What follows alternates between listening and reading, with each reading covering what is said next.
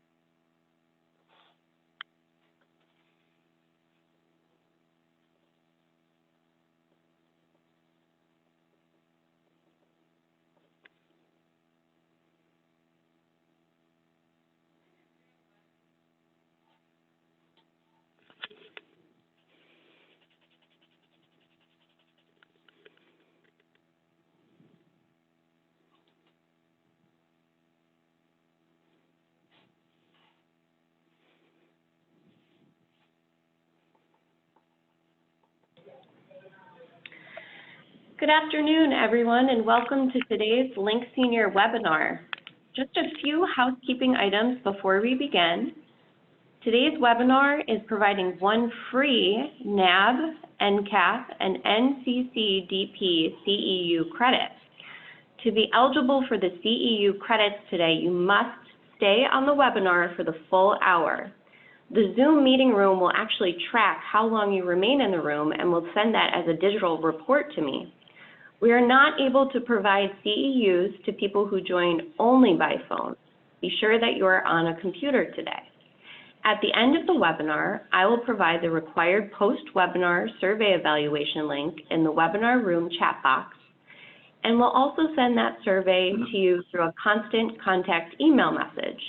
Please be sure to check your spam folder in case it lands there.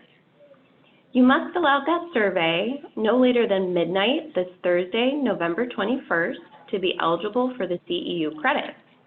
However, if you're not looking for CEU credit today, we still want your feedback. So please go ahead and fill out the survey as well. Know that CEU certificates will be issued on Friday this week by email. Again, please be sure to check your spam folder. And now I'm going to hand over the webinar to Link Senior CEO and co-founder Charles Deville-Morn, who will outline today's objectives and introduce our speakers. Charles, take it away. Thank you so much, Megan, and thank you everyone for joining us today. Today is a very unique and exceptional webinar for us and a fantastic learning objective for all of us. As Megan mentioned, my name is Charles Deville-Morn, and I am the CEO and co-founder of Link Senior. As some of you might be familiar, we have been doing these webinars for 18 months now, actually a little bit more. And over time, we've had a number of requests, people asking, well, could we hear from people like us that are actually in the field, engaging the residents, and ultimately kind of really doing the work themselves? And so we thought it was a fantastic idea, and we reached out to a few of the companies we work with, and two of them actually were excited to partner, and their work is truly amazing. The first speaker we're going to have is Haile from Barclay Friend, and that is a Kendall affiliate in Pennsylvania. And then we're also going to be having Donielle Palmer, who comes from Shenandoah Valley, Westminster, Canterbury in Virginia. And again, the idea is to hear from leaders, champions in the resident engagement field, and truly we hear what people are doing to overcome everything that may challenge a resident to find their purpose, to find meaning. A little background on the on the webinars themselves. As I mentioned, we started these 18 months ago. We had almost 7,000 people participate.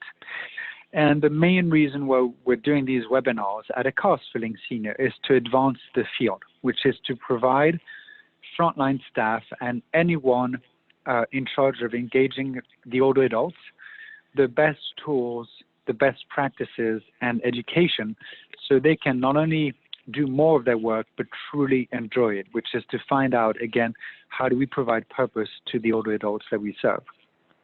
We've been very fortunate in attracting nationwide, nationally recognized, and actually even internationally recognized speakers, ranging from music to music therapy to just compliance to outside of our field, just senior living and senior care, some experts in the field of anti-ageism. And ultimately, a lot of these requests came from people like you in the audience asking. So what I'm trying to say is we're very, very happy to do these webinars. And if you have any requests or if you think of anyone that we should think about in terms of presenter, feel free to reach out. I'd like to give a quick snapshot on what Link Senior is and then get on with the program. I started the company a little bit more than 13 years ago. And basically, we provide a resident engagement platform for senior living and care. Today, we're honored to touch 41,000 lives in 43 states and Canada. And as you can see from this slide, we cover everything from lifetime communities to senior living, which is assisted living and memory care, and long-term care. And really, our passion is about helping the frontline staff remove all the challenges that they may find in engaging the older adults and in collaborating with the older adults so they can find purpose. Excitingly, our work was recently published in September, where we showed amazing outcomes, whether they are quality of life, clinical, or financial outcomes. This is a quick snapshot of the company. Now let's get with the today's program. Again, as I said, we heard from, in past webinars, we've heard from experts in different, very focused areas. But for the first time ever, we're excited to highlight the work of people like you that are every day showing up at work with one duty, which is to engage the older adults that they serve across different levels of care. And like you, they have many challenges on their way. So when I connected with Elsa and Donielle, we had at least 3 to 4, maybe 5 brainstorming sessions about what were the nuggets that they had found after years of experience, and what were cool ideas or concepts that we might share with others. So some of you might be doing the same type of things. If that's the case, and if you have best practices, feel free to share them on the chat or at the end with a Q&A. Or if you have questions on how to apply that because you think it would be a cool way to advance resident engagement with your community, with your staff and residents, feel free to, again, drop us a question throughout the presentation or at the end. What I'd love to do is to take a few minutes, like I usually do, to cover the basics of why we need better resident engagement. And after that, Elsa will go on for about 20 minutes, 15 to 20 minutes. And after that, Donielle will go on for about 15 to 20 minutes. So conceptually speaking, some of us might be familiar with a concept called the social determinants of health, right? And this is probably one of the best ways to start about the importance of resident engagement, which is that if you look at quality of life or outcomes in a healthcare journey, more than 70% of the outcomes, that means the quality of life, is actually triggered by something that is non-clinical or non-medical in nature, right? So people come to us with a clinical medical need, which is absolutely true, and that never goes away. But the potential that we have when we work in activities or life enrichment or work therapy is that we can potentially influence more than 70% of the quality of the life of the older adults we serve. Now, we're not going to talk about budgets because it's fair to say that all of our budgets, of the people on the line here today, probably don't represent 70% of the budget of our organization, and it won't change tomorrow. But the idea is that the more we can showcase the quality of our work and the more we seize this opportunity, the better our discipline is. I mean, the more our discipline is going to move forward and advance. If you think about the fact that what person-centered care is about. Person-centered care is about helping someone living with a physical or cognitive change, helping that person remain whole, right? So I'm showing on my screen right now one of my favorite quotes from Abraham Maslow, who came up with the hierarchy of need. And he says that ultimately what a man or woman can be, he or she must be, right? And the reason why this is important in our line of work is, we sometimes forget, or the team members that we work with, like a CNA or an aide, might sometimes forget that somebody has some kind of behavior expression, and that is often related to a quote-unquote unmet need. And that is the person we have in front of us, the resident we have in front of us, is trying to be someone. Now, at Link Senior, we think always, how can we help the field? And something that we realize is resident engagement is a very difficult task. But if you think about it in a simple way, there are 3 simple questions that we actually invite all of you on the line today to consider when you look at the work you do in your community, regardless of the level of care, which is that if we have residents that are or have lost self-recreation ability, right, the idea of being able to stay connected to the sense of purpose, we should ask ourselves, 1, are we engaging everyone? 2, are we engaging people on needs and preferences, i.e. their source of purpose? And obviously, are we maximizing their quality of life, their well-being and outcomes? Obviously, this is difficult. It's very, very difficult. And we sometimes argue that the job of an activity director or a life enrichment person is almost impossible given the staffing ratio, the fact that our population really needs us. Sadly, the family doesn't visit enough. And we might also sometimes forget that the fact that we're medicating some of the older adults we serve as an organization, that puts another challenge, which is that it's just very difficult to engage and provide stimulating activities to somebody who's under some kind of antidepressant or some kind of antipsychotic. So all of that, to think about what is the current state of resident engagement. And some of you might remember from past webinars, but we love to repeat it because there is such an opportunity, right? Us in the United States, as a nation average, we only provide 11 minutes of activities of engagement in nursing homes and 20 minutes in assisted living. One could argue that it's sad, it's probably not ideal, but I think that we also should seize this as an opportunity and an exciting way to augment the quality of life of the older adult, which is that we can obviously improve the quantity, but also improve the quality of our work. And to do that, we need to recognize what the staff, what we're trying to do, which is to get to know the residents, plan something for them, engage them, and evaluate them. When we do that, we're finally able to, quote unquote, prescribe resident engagement. So if you have any interest in learning more about that kind of work or furthering what it is that you're trying to do, please feel free to contact us. Now, I'd love to introduce you to someone that I've had a lot of respect for the past probably 4 or 5 years now, and her name is Elsa.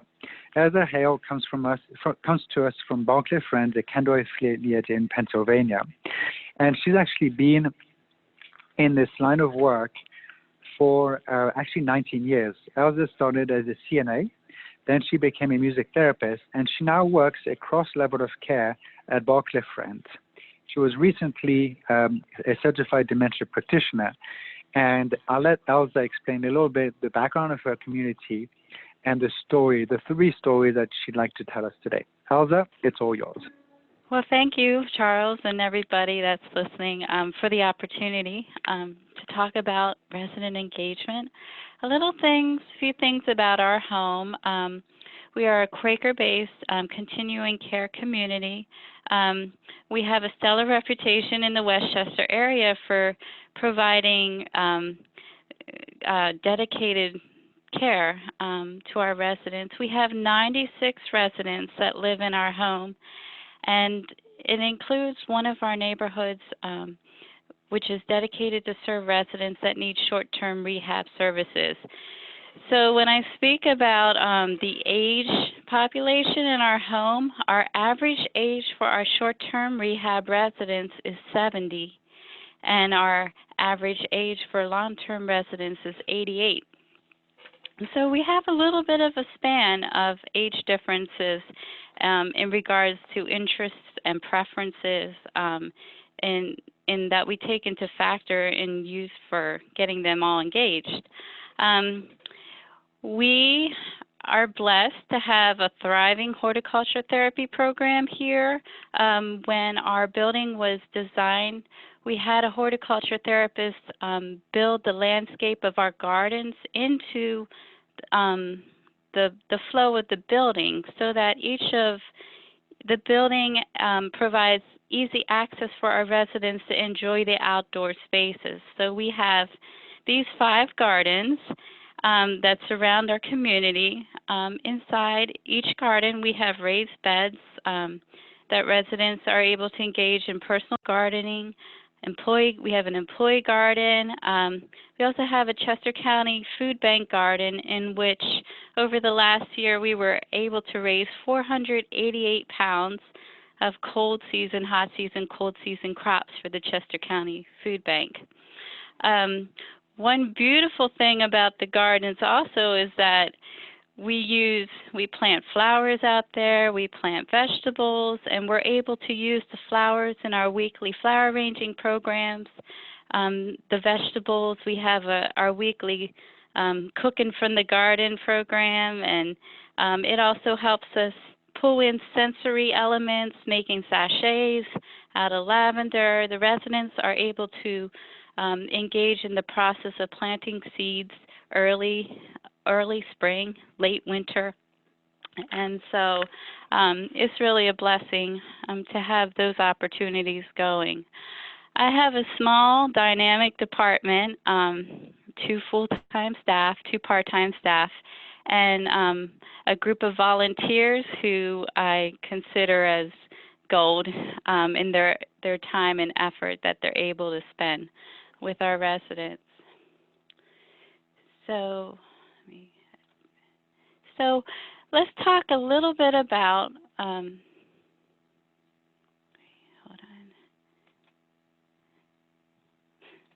Let me get my slide back here.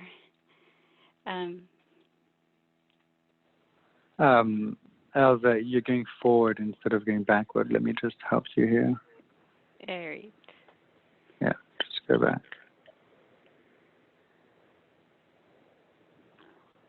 Okay, go ahead. Okay. So there's so many challenges that come into engaging our residents. And, you know, one thing that may work one day might not work the next day, or one thing that works in the morning doesn't work the afternoon.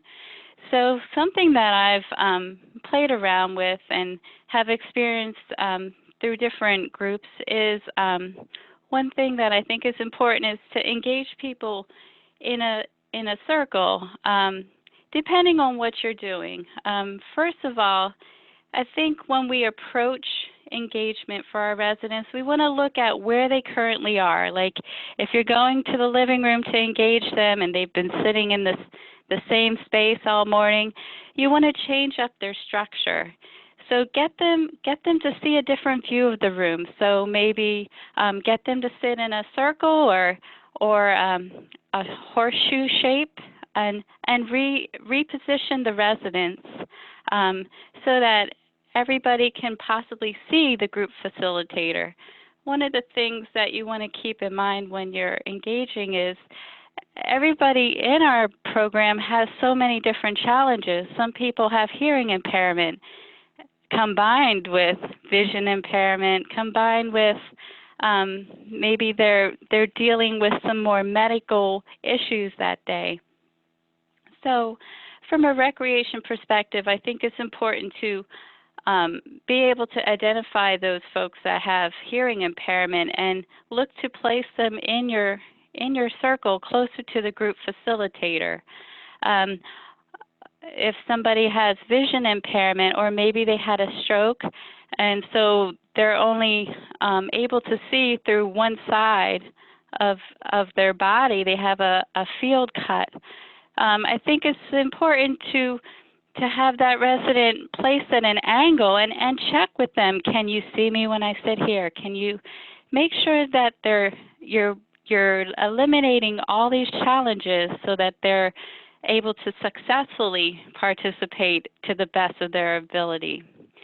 Something that I know many people encounter when you're working with residents is overstimulation. And it can happen so easily. When you're running a program in a room, you may have the door closed, and then in comes maybe a nurse to have a conversation with the resident, and they leave and the door bangs. These small extra noises or conversations that occur just really overstimulate the moment that we're trying to work with our residents. And I think on a whole, it's hard for us as facilitators that aren't working with these challenges personally to understand what the residents are going through and to always keep that present with us when we're working with them.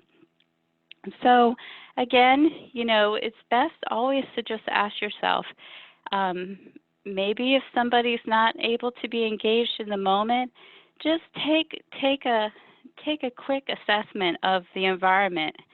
Maybe some things that we're doing in our program is just simply overstimulating but we think we're trying to use it to create stimulation. For example, sometimes we'll have the music playing in the background of a program while they're working on art. And maybe the song is just a little bit too many words, too much drama, just really overstimulating the moment.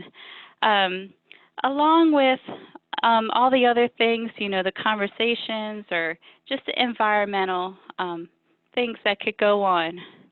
And this is one challenge that we definitely face when not necessarily in the recreation room, but when we're working with residents in their living spaces, like in the living room, and the nurse's station is right nearby.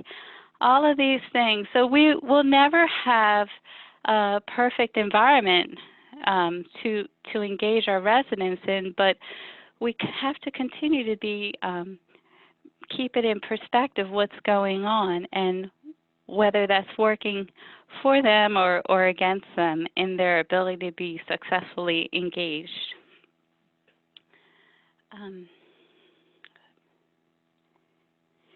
So one thing that we are working on in our home is how to make engagement ongoing across the board.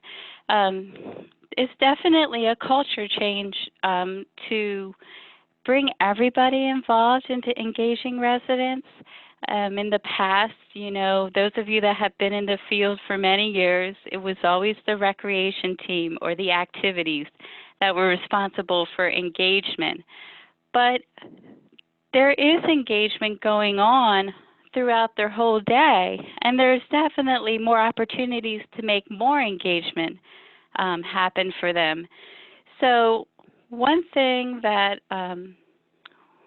we struggle with but continue to grow with is getting everybody to understand what engagement looks like for each of our residents and to be a part of it. As something that I speak about in our new employment orientation, I am always seeking for staff who may have a talent.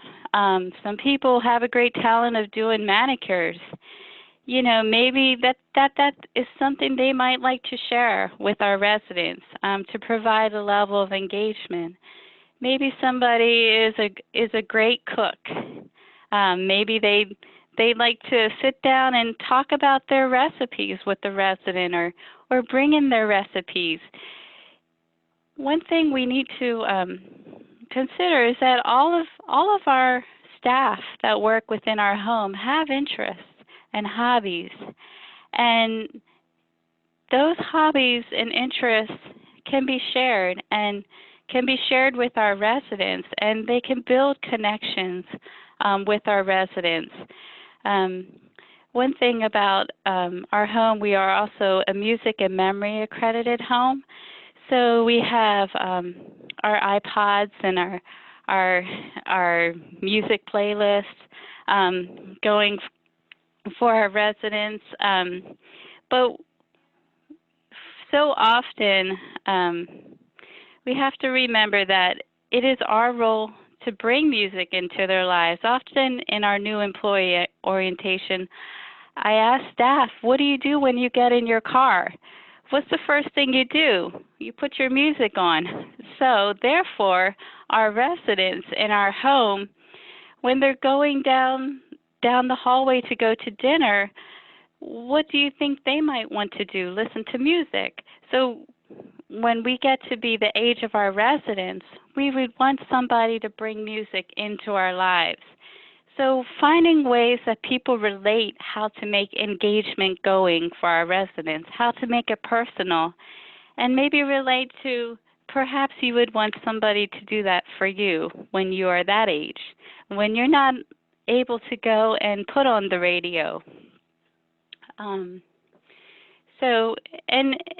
in relation to music, you know, there's generational gaps of music, but there's so many opportunities for staff and residents to connect through their music interests.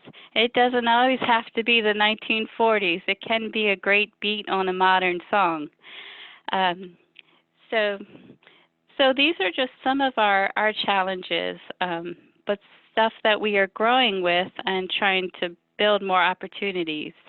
I would say we're not where we want to be in having everyone involved in resident engagement, but it's something that we continue to talk about and continue to build these bridges in their ability to connect with our residents.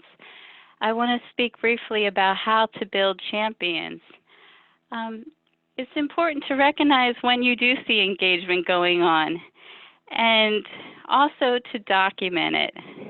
So we come from a point of trying to build engagement, trying to get staff to connect through engagement with the residents, but then I guess the final step would be to document it and to show proof that it happened. So building champions, some people are just naturally gifted to seek ways to engage residents and take a lead. Those are our champions, and those are the folks in our home that we need to recognize, or just verbally tell them, hey, I saw you doing that. That was great. One other way is to keep staff involved in the process of, hey, did you hear, if you hear a new story about a resident, if a resident shares something with you, to share that so that everybody knows that story and everybody can keep reviewing that story with the resident. Maybe they built something that they're so proud of, but it took 4 years for us to find out about it. These are ways to keep the story of our residents, their lives going.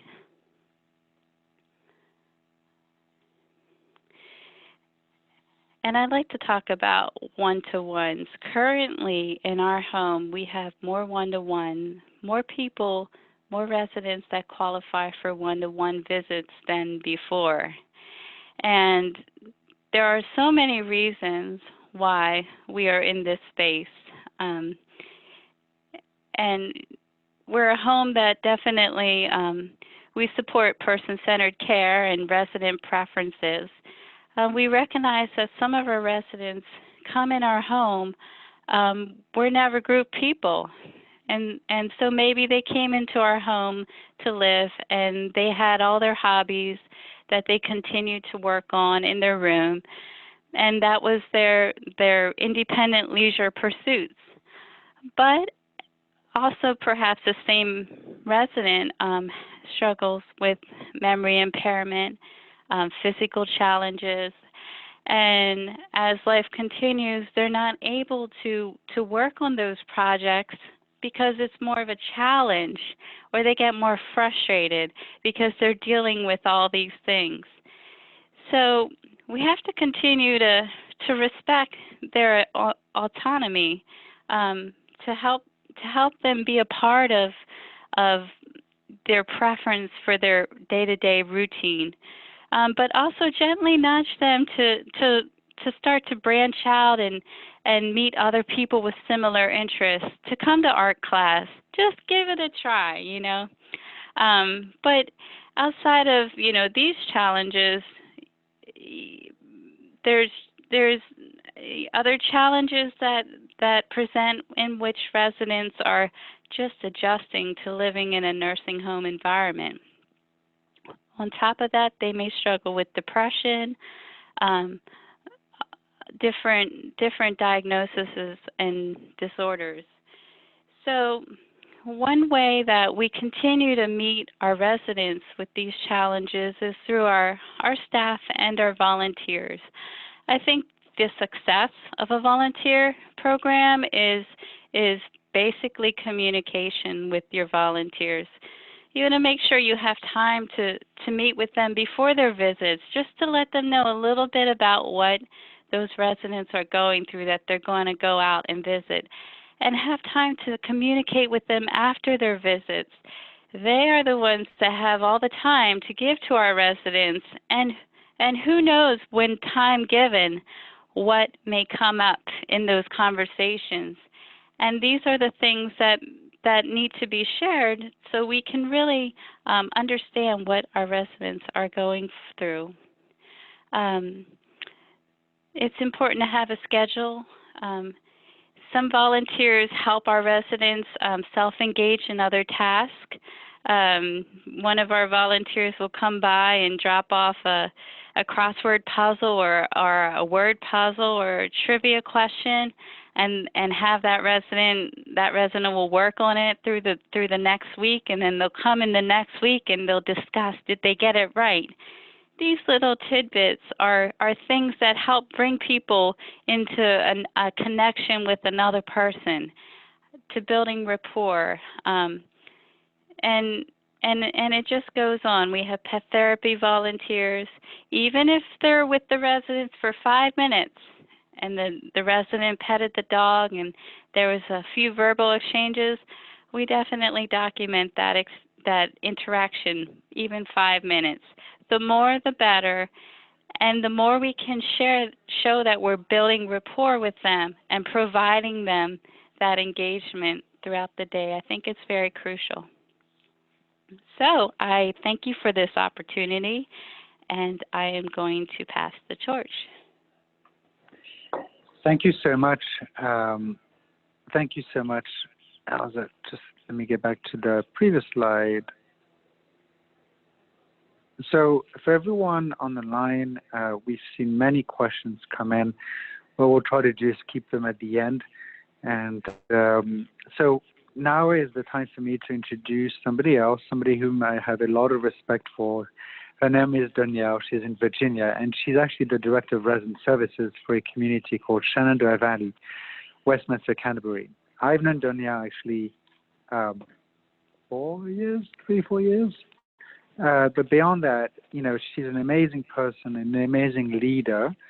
I have some of her team members in the room with me right now, and they are cheering her up. Her background is that she has 15 years of experience in this industry. She actually comes from the social worker background. And what happens sometimes, but is more or less, what is more or less rare, is that Donielle also has a low background as an administrator. She worked as an administrator in Virginia before joining her current community. So with that, I'll let her introduce a little bit of the background of her work, her community, and her team, and focus on her stories. Donielle, it's up to you now.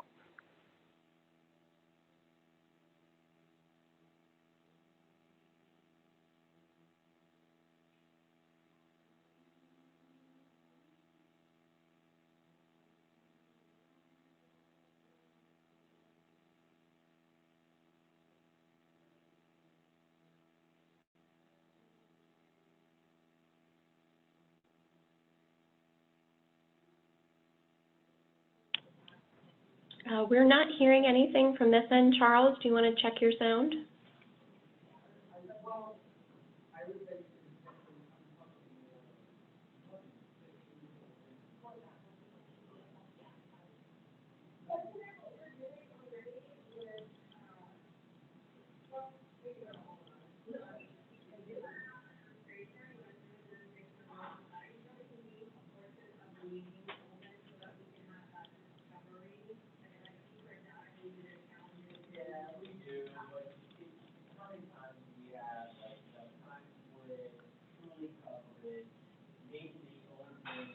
All right, everyone, just give us 1 minute as we get the sound back from Charles and Donielle.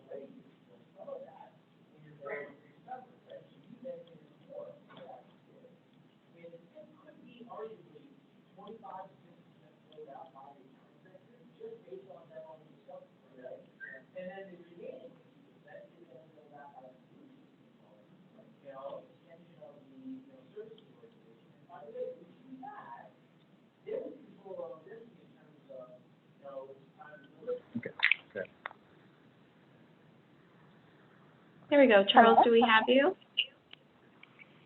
Hello? Hi, we can hear you now. Okay.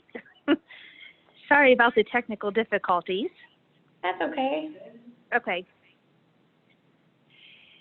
So I'll start from the beginning. So first, thank you to Charles and Link Senior for recognizing what a wonderful work we're doing at Westminster Canterbury. And thank you to all of my wonderful staff. My long-term care experience began when I was a volunteer at the local nursing home when I was a junior and senior in high school.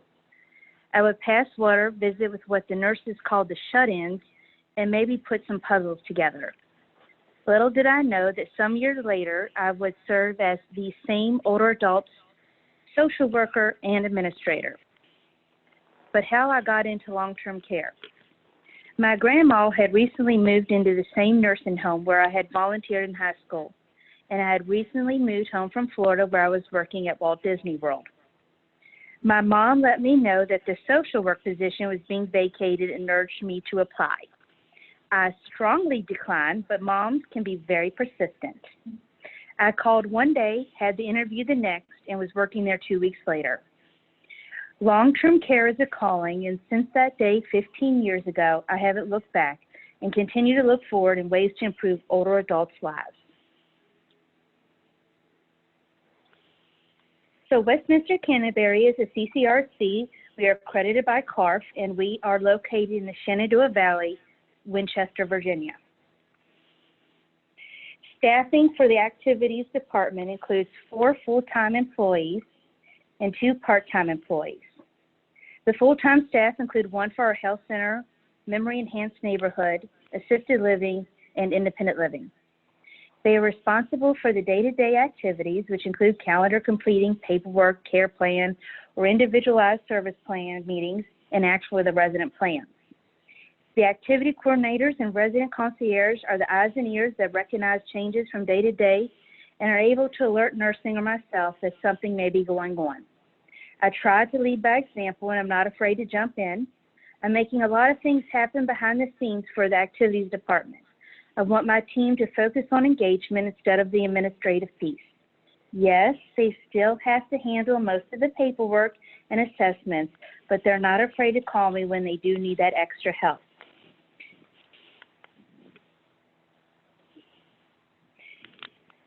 So when I first began as the Director of Resident Services, my team was focused on numbers. The mindset was to get as many residents to activities as possible. The feeling was that if there wasn't a high number in attendance, then it was not a success. My healthcare activities coordinator is completing her activity director certification, and she was tasked to reach out to another nursing community and inquire about their activities. She found out that the mindset is still there, that numbers measure success. 3 years ago, there was a change during the activities bi-weekly meetings. Numbers were set aside and the focus would be put on enjoyment and engagement.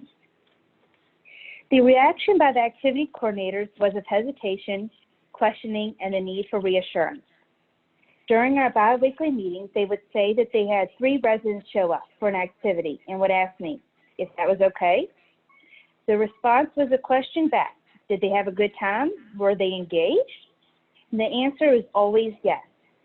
That was the reassurance that they needed, and also that their job was not being measured by numbers, but more by the engagement and enjoyment our residents found. Today, our engagement is not measured by the number of residents participating in an activity, but the amount of residents who are actually engaged. It's better to spend time with 1 or 2 residents who are fully engaged than 10 who are not. My grandmother did not enjoy bingo. What she enjoyed was for me to, or someone else, to hold her hand. Being with her presently, watching the bird feeder outside her room was enough to make her day. Taking time to be with our older adults in the present or the past, wherever they are on their journey, is important. Now, our engagements include one-on-ones, even if it's for 5 minutes. If we're able to sit down and hold someone's hand, be present, this may be the only time where they are fully engaged and touched in a non-task way. 5 minutes can feel like a lifetime for someone who may be feeling isolated, and sometimes silence is golden. Being with them in the moment is more important than making small talk. Lastly, my motto to my activities coordinators is give me one more activity. The thought behind this motto is that it's okay to have more than one activity going on at the same time. The activity coordinators have grasped this concept, and others have too, but it is still taking other staff members some time. It is about giving our resident choices and having quality programming that is meaningful and engaging. The next 2 slides are calendars for comparison. This one is before our motto. The second is grasping the idea and running with it. And you can see how full our calendars are.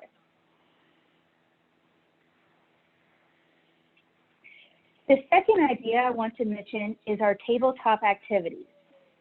Our goals for tabletop activities include to make engagement ongoing, which Elsa hit the nail on the head. Mm-hmm. We meet the needs of the downtime, which includes nighttime, periods of expressive communication, and meet the needs of all levels of cognition. So how do we achieve these goals? We collaborate with our care partners, which are nursing and CNAs, but really everyone can be involved in these activities and decisions on what tabletop activities are successful. As we're making rounds, we're asking our care partners what is working, what do they want to see. The majority of tabletops in healthcare have some form of a tabletop activity so that any staff can sit down and spend a few moments engaging our residents. How we get these donations mainly come from our resale shops and or our staff. They want a way to give back, so we send out an email blast, and we have donations all the time. And third, is it working? Absolutely. A few of the tabletop activities that we have in place are coloring books, a baby station, board games, cards, portable computer, a Link Senior kiosk, music, instruments, mini Zen gardens, arts and crafts, books, magazines, memory books, kinetic sand, and really the possibilities are endless. Many of the tabletop activity ideas come from our care partners, so we're kind of giving back the torch to them to tell us what they need. And one example that has been widely successful is we have a resident who is living with dementia, and as a professional was an engineer, and he likes to stay busy. A care partner suggested that we seek out Lincoln logs or large Legos to build scale models and plan some building renovations of our own.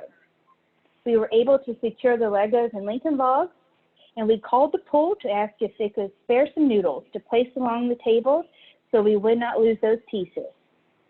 This is an example that you will see on the next slide. Out of the tabletop activities came our Good Sensations. This is a program that is provided every day to our lower functioning residents. We're able to provide sensory stimulation to those residents that are living in the late gem state. This includes music, feeling of different textures, cooking, reminiscing, sounds, smells, the parachute, and so on and so forth.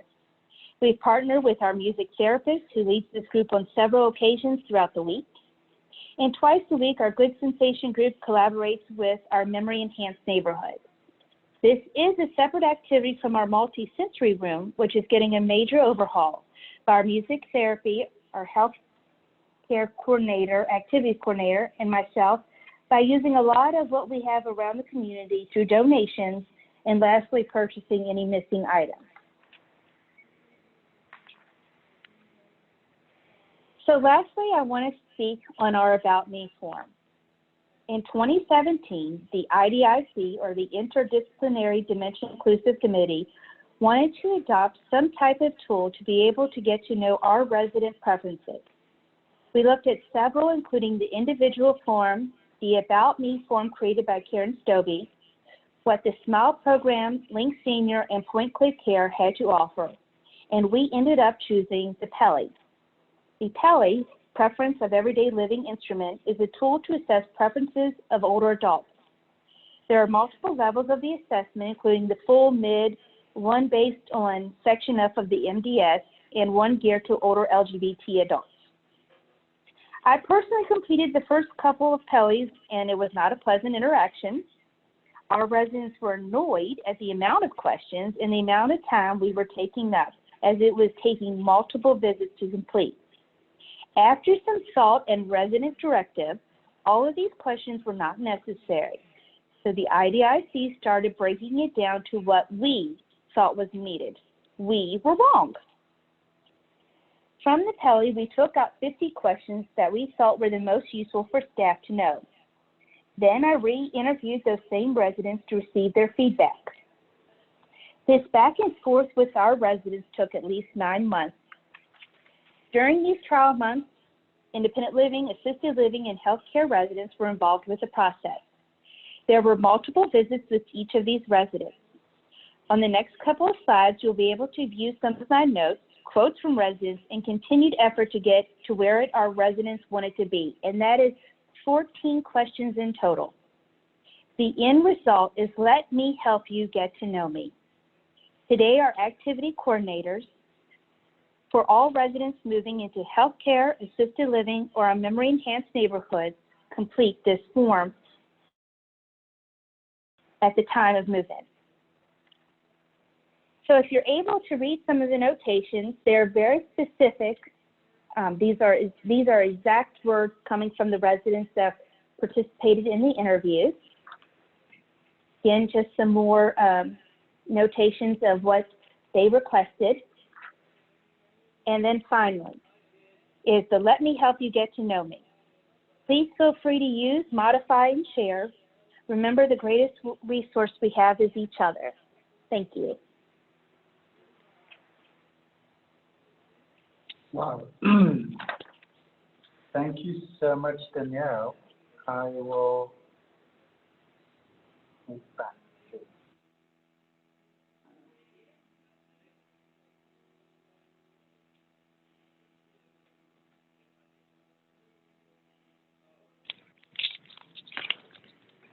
Thank you so much, Donielle. I'm excited for this kind of work.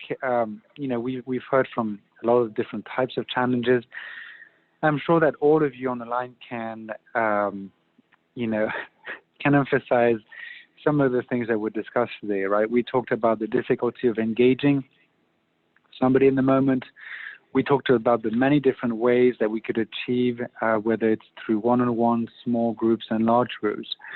But we also talk a little bit about the difficulty of managing a more administrative process. So with that, I'd love to ask you a few questions that summarize some of the questions we had from the audience. And I think that maybe Elsa could start on that one. We had a question about overstimulation. So Elsa, I know you took some time to explain that sometimes the stimulation we're trying to provide to the residents can sometimes be overstimulating for some of the residents in the group. And one of the audience members was asking, what have you found to be the best way to overcome this? Am I on? Yes, you are. I think just continual assessment. I think maybe we feel as we recreation staff member get it, what overstimulation looks like. But I think always more education done with staff on a whole in other departments, just to understand, even if staff speak in a different language to each other, tone of voice.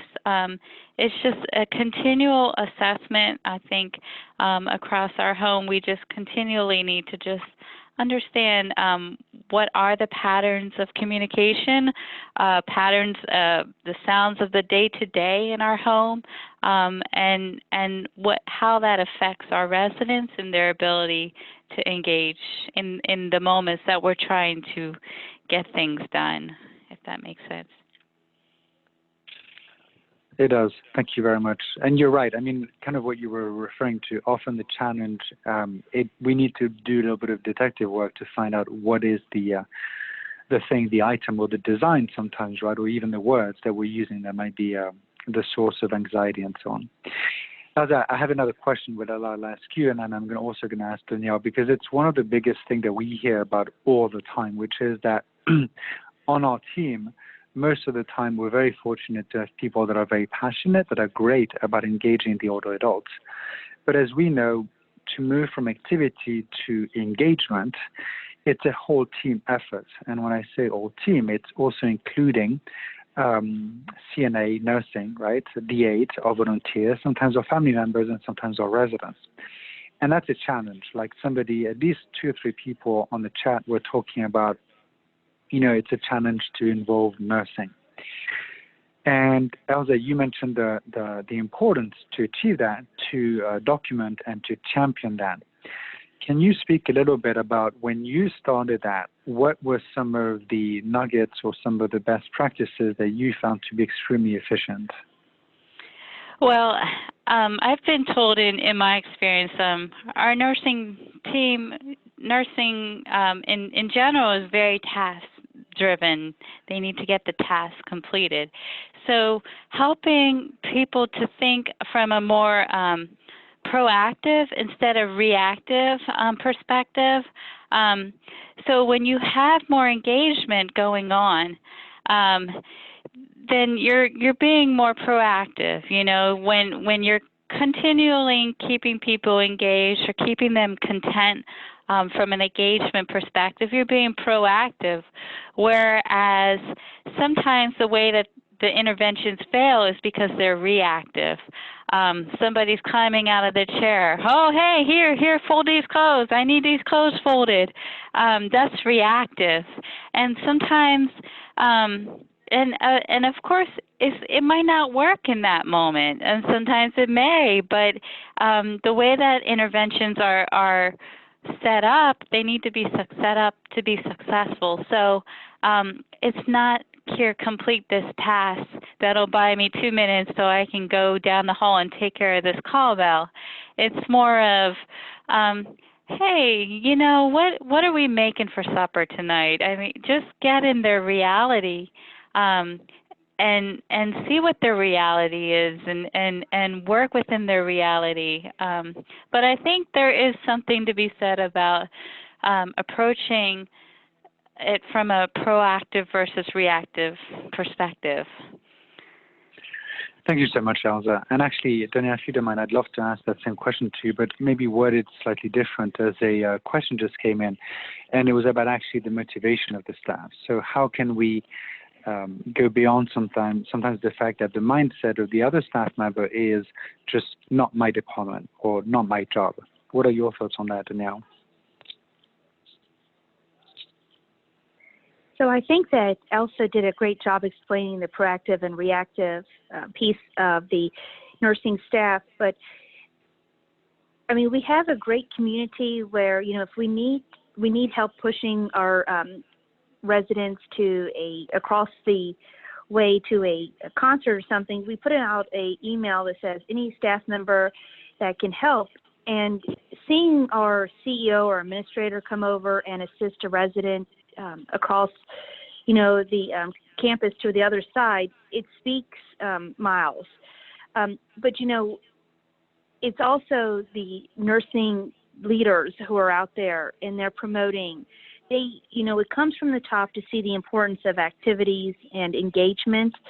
But again, it goes back to like those tabletop activities that I talked about. A lot of those ideas came from our CNAs. We are asking them their opinions. We're asking our nurses their opinions. Hey, we have a new resident, they need some help with it. We're asking them, what can we do?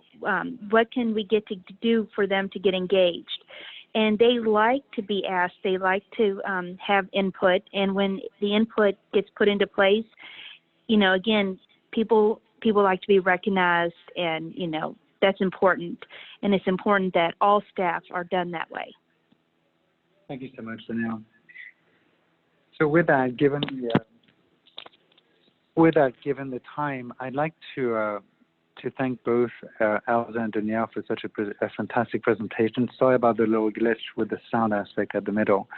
But as it was mentioned, all of the slides will be shared with you.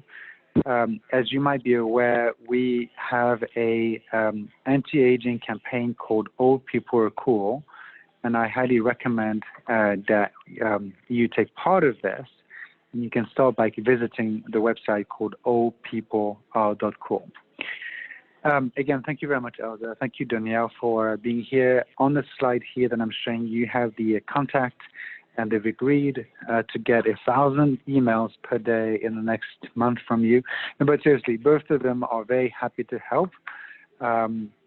There were questions about Donielle's About Me form, or actually, let me get to know you form, which I think is a fantastic name. But again, feel free to reach out to any of them.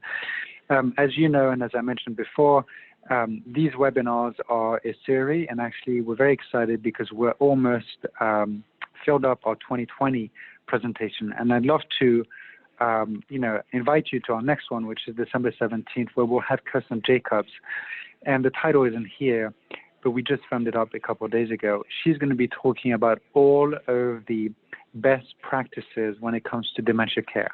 So when we think about, for example, the work of Tipa Snow or the work of the validation method and all of these best practice educational things that work, what other things that we can think about when we are thinking about engaging people with cognitive change.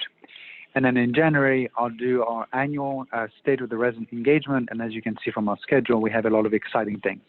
With that, I'll leave it again to Megan to give us final administrative details. And again, thanks everyone for joining. Thank you, Charles, and thank you everyone for joining today. Right now, I'm going to put the survey evaluation for CEUs into the Zoom webinar chat box, but you're also going to receive that link as a constant contact message today, so be sure to check your spam folder. And that message will also include a PDF of today's PowerPoint slide deck and a recording of today's webinar as well.